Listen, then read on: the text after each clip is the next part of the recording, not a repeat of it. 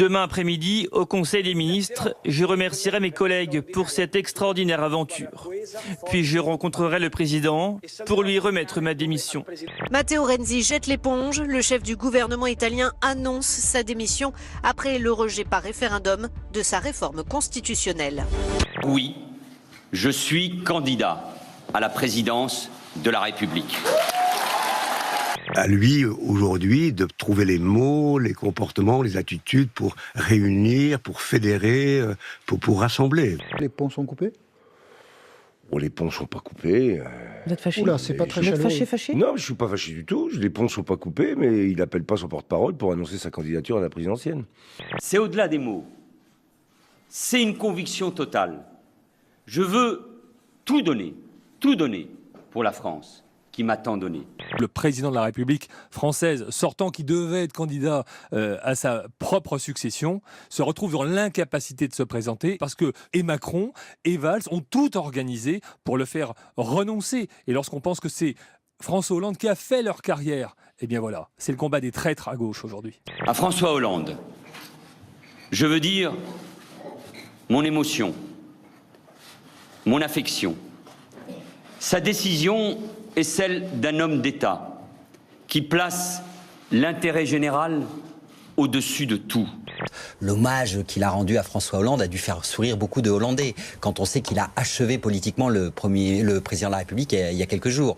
Donc je crois que Manuel Valls est très bon sur les estrades, mais il nous a montré le contraire quand il était Premier ministre. On sent qu'il a du mal à garder ses nerfs, et on le voit souvent très énervé, très agressif, ce qui n'est pas rassurant pour quelqu'un qui veut maîtriser le bouton nucléaire ou l'ensemble des responsabilités qu'incombent à un chef de l'État. J'ai pu avoir des mots durs, susciter des débats, des incompréhensions. C'est ça la gauche, c'est le débat, c'est la controverse.